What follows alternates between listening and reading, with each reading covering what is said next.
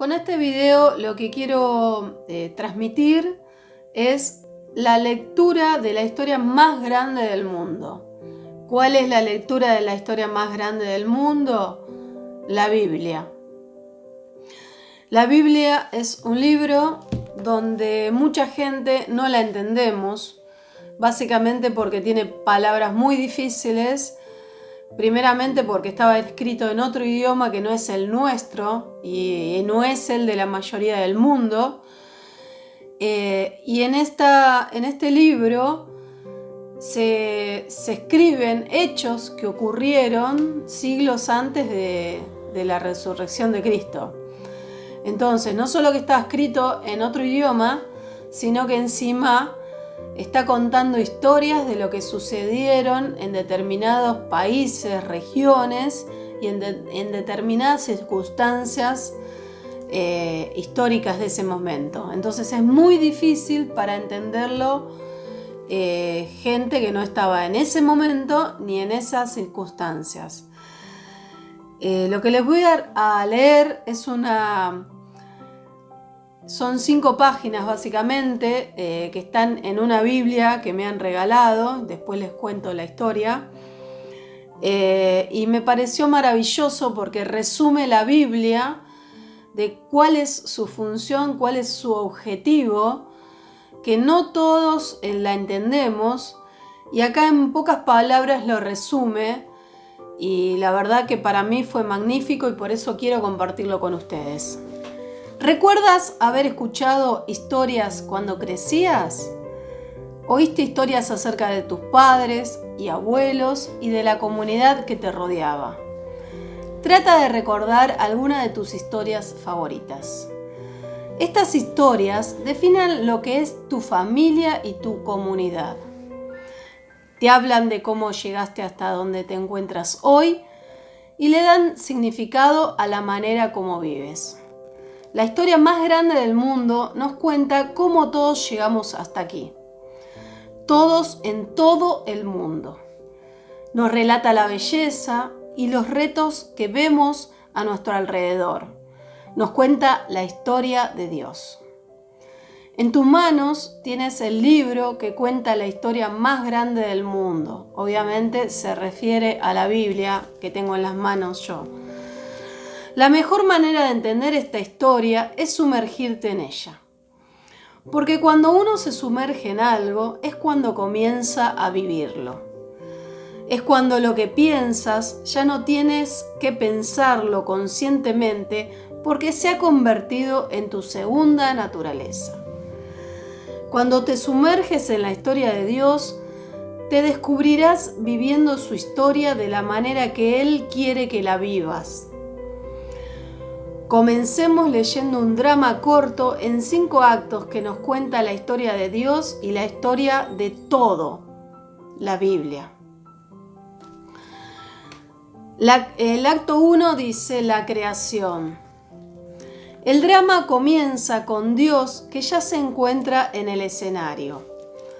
Está creando el mundo, o sea, Dios está creando el mundo, crea al hombre, Adán, y lo coloca en el jardín del Edén para que lo trabaje y lo cuide. Lo que Dios quiere es que la humanidad esté en íntima relación con Él y en armonía con el resto de la creación que lo rodea. Los primeros capítulos de la Biblia nos cuenta que Dios habitaba en el paraíso junto con los primeros seres humanos, Adán y Eva.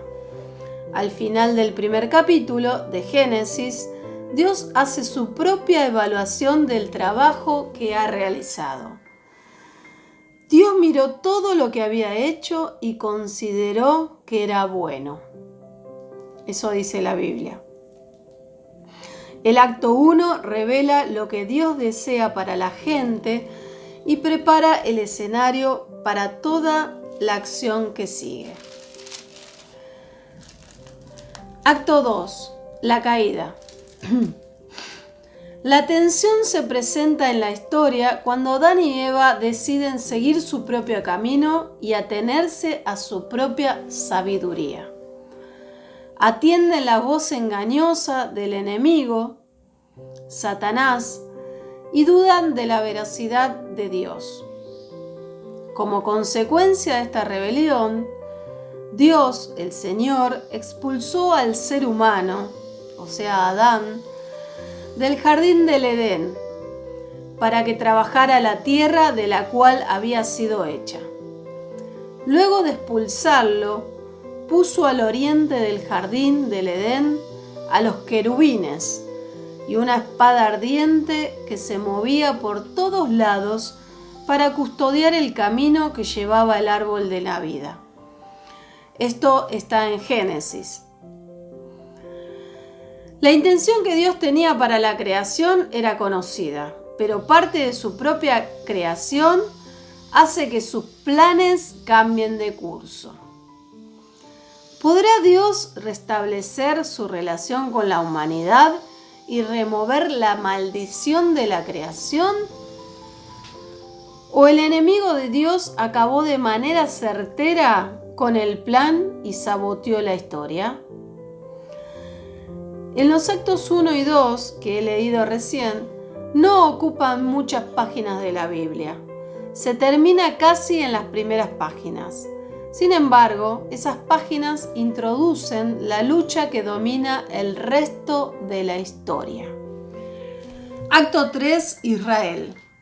El Señor le dijo a Abraham: deja tu tierra, tus parientes y la casa de tu padre y vete a la tierra que te mostraré. Haré de ti una nación grande y te bendeciré. Haré famoso tu nombre y serás una bendición. Bendeciré a los que te bendigan y maldeciré a los que te maldigan. Por medio de ti serán bendecidas todas las familias de la tierra. Génesis, otra vez. Al llamar a Abraham, más tarde Dios le dio el nombre de Abraham y prometerle que haría de él una nación grande. Dios ajusta su enfoque y se concentra en un grupo de personas por un periodo de tiempo. Pero la meta última sigue siendo la misma: bendecir a todos los pueblos de la tierra, remover la maldición de la creación y restaurar la relación original que existió en el paraíso. O sea que Dios quiso hacer un paraíso, creó a los humanos y quería que todo sea hermoso. Pero bueno, acá el ser humano ya comenzó con su semilla de maldad y quiso ser más que Dios. Entonces Dios se enojó y hizo lo que hizo, y ahora está tratando de perdonar al ser humano y que otra vez volver con su primer objetivo, que era crear el paraíso y que todos vivan felices y alabando a Dios. Cuando posteriormente Egipto esclaviza a los descendientes de Abraham, se fija el patrón central de la historia. Dios retorna a su pueblo, lo libera y lo devuelve a la tierra que le había prometido. Luego establece un pacto con esta nueva nación de Israel en el monte de Sinaí. Nombra a Moisés como líder durante la liberación del pueblo de Egipto. Ocurre el éxodo. Como parte de este acto, Dios le manifiesta claramente que si su pueblo le es fiel y sigue firmemente sus caminos, Él los bendecirá en la nueva tierra y haría que se pareciera al jardín del Edén. Pero si Israel no es fiel al pacto, Dios les advierte que los sacará de la tierra como lo hiciera con Adán y Eva. Tristemente, y a pesar de las advertencias y exhortaciones reiteradas de Dios, el pueblo está decidido a seguir su propio camino. Rompe el pacto, sigue a los dioses falsos de las naciones que los rodean y hace que el juicio de Dios caiga sobre todos ellos. Los descendientes de Abraham, escogidos para remediar el fracaso de Adán, ahora parecen haber fracasado también. En todo esto, sin embargo, Dios ha plantado las semillas de un resultado diferente. Uno de los reyes de Israel, David, se destaca por ser un hombre más del agrado de Dios. Por eso Dios promete enviar otro rey a Israel, un hijo de David, que guiará a Israel con sabiduría, hará que la nación regrese a Dios y será el agente de bendición para los pueblos del mundo. Así que, aunque en el acto 3 termina trágicamente, con la aparente ausencia de Dios, sigue la esperanza de la promesa latente. Acto 4. Jesús. 4 siglos después, el pueblo de Israel sufre bajo la ocupación romana y espera el regreso de Dios. Un ángel de Dios visita a una joven llamada María y le anuncia: quedarás encinta y darás a luz un hijo y le pondrás por nombre Jesús. Él será un gran hombre y lo llamarán Hijo del Altísimo. Dios, el Señor, le dará el trono de su padre David y reinará sobre el pueblo de Jacob para siempre. Su reinado no tendrá fin. En la Biblia está en Lucas. La llegada de Jesús se presenta con la declaración de Dios: está manteniendo su promesa. Entonces Jesús comienza su misión. Cura enfermedades, padecimientos entre la gente, confronta a los enemigos de Dios en la esfera espiritual, los demonios, y con autoridad los manda a que salgan de la gente que atormentan. Jesús perdona los pecados de quienes humildemente se acercan a Él. Proclama el Evangelio o las buenas nuevas. Se ha cumplido el tiempo, el reino de Dios está cerca. Arrepiéntanse y crean las buenas nuevas, dice Marcos. El centro mismo del mensaje de Jesús son las nuevas buenas de la llegada del reino de Dios. Dios regresa para habitar con su pueblo. Por eso Jesús se le llama Emmanuel, que significa Dios con nosotros. Sin embargo, las respuestas del mensaje de Jesús son entremezcladas. Algunos creen, y de entre estos, Jesús escoge a 12 discípulos o seguidores. Pero la mayoría de la gente simplemente lo mira con admiración, sin saber qué pensar de él. Los líderes del establecimiento religioso muy pronto se vuelven hostiles contra él. Justamente ¿por qué? Porque les está quitando el negocio, ¿sí? El negocio y el poder. Porque saben muy bien que las religiones tienen poder sobre todos los seres humanos. A la postre, este conflicto aumenta hasta alcanzar un punto crítico, y los líderes religiosos conspiran para arrestar a Jesús y matarlos en una cruz. Pero esta derrota es en realidad la mayor victoria de Dios.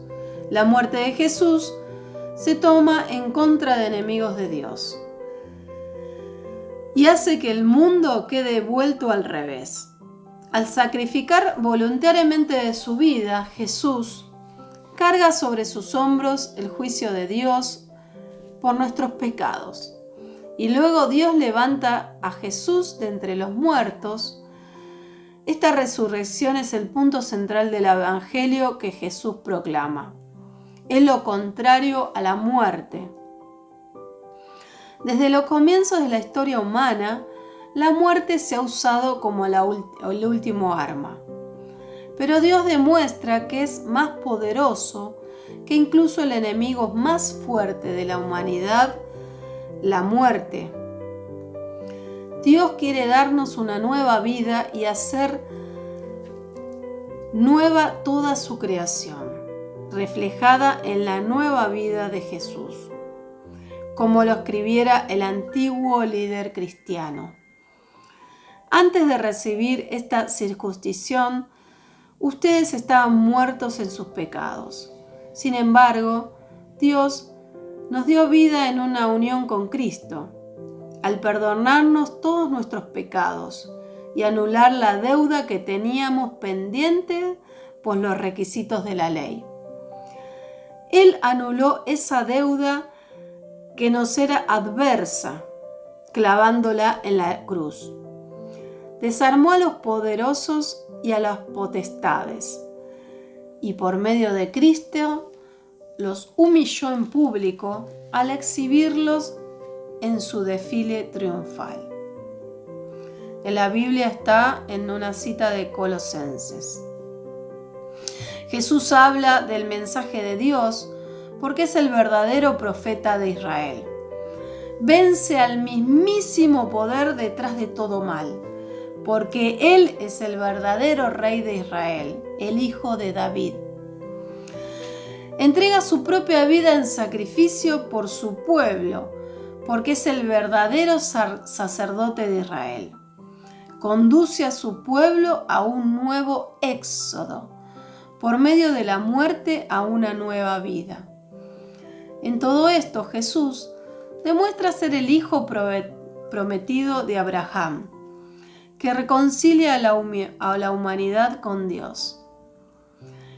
Es a través de Jesús que Israel puede finalmente cumplir su función. El propósito para el cual Dios llamó a Abraham. Al escribirle a la iglesia primitiva, Pablo anuncia a Jesús como el verdadero rey de todo el mundo. Dice que el César, el gobernante del Imperio Romano, es apenas una parodia del verdadero rey del mundo. Con frecuencia, el nuevo César enviaba mensajeros reales a las colonias romanas de todo el imperio para proclamar que ahora él era el reino del mundo. El rey, y el salvador del pueblo de su reino. Proclamaba que era Dios y que como todo siervo del Estado romano, traería paz y prosperidad a sus fieles súbditos. Pablo, como verdadero heraldo de Jesús, proclama: la actitud de ustedes debe ser como la de Cristo Jesús, quien siendo por naturaleza de Dios, no consideró al ser igual a Dios como algo que aferrarse. Por el contrario, se rebajó voluntariamente, tomando la naturaleza de siervo y haciéndose semejante a los seres humanos. Y al manifestarse como hombre, se humilló a sí mismo y se hizo obediente hasta la muerte, y muerte de cruz. Por eso Dios lo exaltó hasta lo sumo y le otorgó el nombre que está sobre todo nombre, para que ante el nombre de Jesús se doble toda rodilla en el cielo y en la tierra y debajo de la tierra, y toda lengua confiese que Jesucristo es el Señor, para gloria de Dios Padre. Filipenses. Esta descripción de Jesús es el punto central de la historia de la Biblia. La lucha clave con el enemigo de Dios. Los intentos desesperados para corregir lo que se había malogrado en el mismísimo corazón de las cosas. Se hacen presentes en la vida de Jesús. Él confronta a todos los que se pregonan estar en control del mundo, y anuncia que Él es el único Señor del mundo. Jesús es el único héroe de la historia. El último acto, acto 5, el nuevo pueblo de Dios.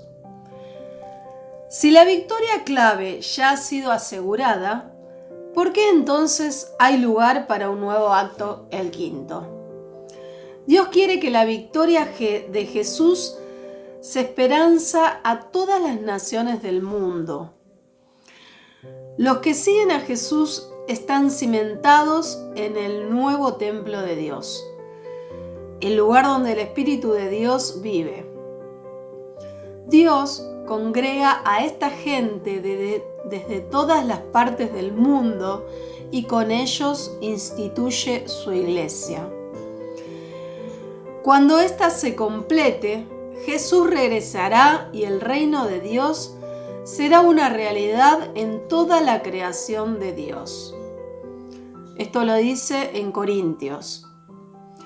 La maldición que se impone en el acto 2 será removida.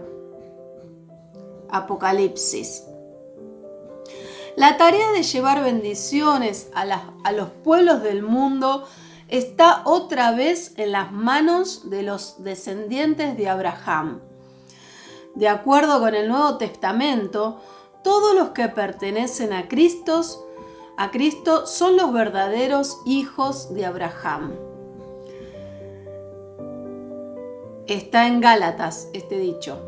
El acto quinto enfatiza la misión de los seguidores de Cristo, o sea, nosotros, proclamar y practicar el mensaje liberador de las buenas nuevas del reino de Dios.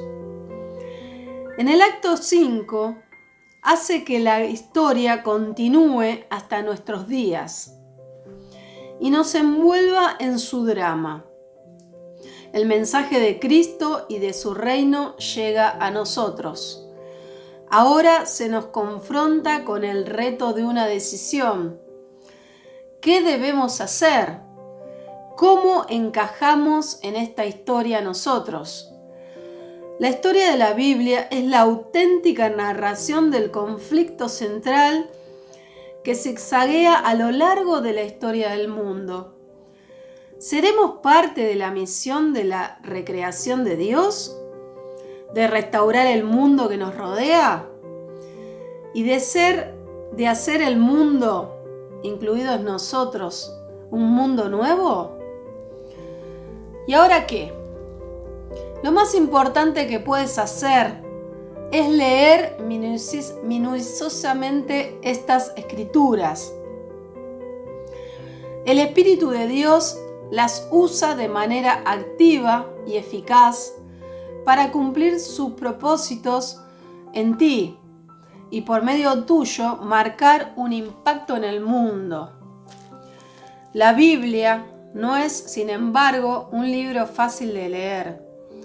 Hay pasajes que a todos nos cuesta trabajo entender, pero si la lees, si te comprometes a aprender más de Dios y de la historia que Él nos ha dejado en la Biblia, esta te guiará, te transformará y te mantendrá cerca de Dios. En resumen de la historia que he leído, Dios creó el mundo con una intención específica. Todo está hecho para glorificar a Dios. El ser humano es la cumbre de esta creación, como mayordomo de la misma. La creación se aparta de Dios porque el primer hombre pecó, la creación no glorifica a Dios de la manera como Él lo estableció. Dios envió a su Hijo Jesús para que la creación volviera del exilio por medio de su muerte y resurrección. Dios invita a toda su creación a que se reúna con Él. Podemos comenzar esta reunión con Dios cuando amamos a Jesús y aprendemos de Él la manera en que debemos vivir. Toda la creación glorificará plenamente a Dios cuando el cielo nuevo y la tierra nueva se hagan realidad en el fin de los tiempos. Bueno, mi interpretación es la siguiente. Dios creó el mundo, hizo del mundo un paraíso. Él estaba viviendo con los seres humanos cuando creó el mundo. Lo único que le dijo fue: no toques ese árbol, que era el árbol de la sabiduría. Y como todo ser humano, fue y lo hizo. Algo que le digan: no hagas esto, vas y lo haces, porque está, no sé, en nuestro ser. Falta que nos digan: no toques esto, no hagas lo otro, no hagas, vas y lo haces. Y a través de miles y miles de años, y lo seguimos haciendo. Él creó el mundo con la idea de que disfrutemos, de que sea un verdadero paraíso. Un paraíso es algo agradable, lindo, placentero. Y a partir de la falta de hacer caso de estos primeros seres humanos, Dios se enojó y comenzó a hacer cosas para que no sea tan agradable. Entonces dijo: bueno, ahora vas a tener que ganártelo, ese paraíso. Aún así, Dios nos sigue perdonando, nos sigue amando y trata de recuperar otra vez ese mundo que Él creó, y trata de rescatar de los seres humanos quienes lo siguen. Para mí hay dos equipos, le digo yo: el de los buenos y el de los malos. La pregunta es: ¿vos de qué lado estás?